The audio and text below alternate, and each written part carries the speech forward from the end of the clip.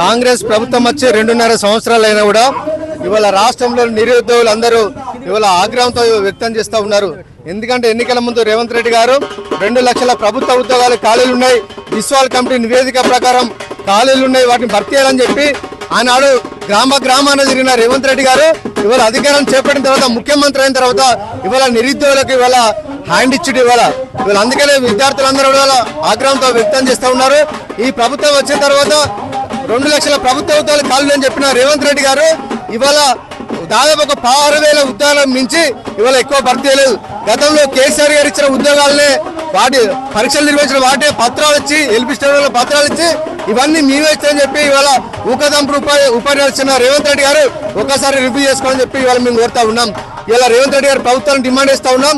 మీరు ముఖ్యమంత్రి అయిన తర్వాత ఆర్థిక శాఖ నుంచి మీరు ఎన్ని ఉద్యోగాలకు అనుమతులు ఇచ్చారో మీరు బహిరంగ శ్వేతపత్రం ఇద్దామని చెప్పి వాళ్ళ ప్రభుత్వాన్ని వాళ్ళు మేము డిమాండ్ ఇస్తా ఉన్నాం.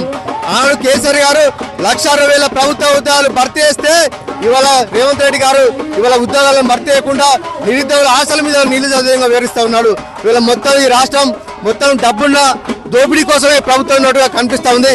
ఇవాళ టెండర్ల లోపల ఘోరమైన దోపిడీ జరుగుతూ ఉండేది. గత ప్రభుత్వం ఉన్నప్పుడు 1000 రూపాయల దానికి 1000 రూపాయలతో అయ్యే పనికి ఇవాళ రేవంత్ రెడ్డి గారు వచ్చి ఇవాళ 5,000 రూపాయలతో ఇవాళ దాన్ని కంప్లీట్ అయ్యే విధంగా ఇవాళ బడ్జెట్ రూపకల్పన వేసి ఎస్టిమేషన్లు వేసుకొని ఇవాళ కోట్లాది రూపాయల ప్రజాధనాన్ని ఇవాళ కేజీబీ బంకర్పేట లోపల దాదాపు 100 కోట్ల కుంభకోణానికి ప్రభుత్వం ఇవాళ తెలియజేసింది.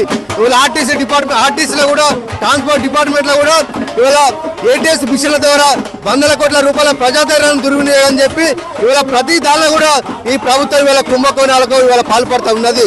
ఇవాళ ప్రజారంజక పాలన చేస్తామని చెప్పి మాటిచిన ప్రభుత్వం ఎవరైతే ప్రశ్నించే నిరుద్యోగులందరూ ఇవాళ ఎక్కడికక్కడ అరెస్ట్ చేస్తూ ఉన్నారు, నోటిఫికేషన్లు ఇస్తలేరు. కాబట్టి ఖచ్చితంగా రాబోయే జూన్ 2 వరకు రాష్ట్ర అవతరణ దినోత్సవం వరకు రాష్ట్ర ప్రభుత్వం కనుక ఉద్యోగాలు కనుక నోటిఫికేషన్ లేకపోతే ఖచ్చితంగా నిరుద్యోగుల ఆధ్వర్యంలో మేము కార్యాచరణ తీసుకుంటాం.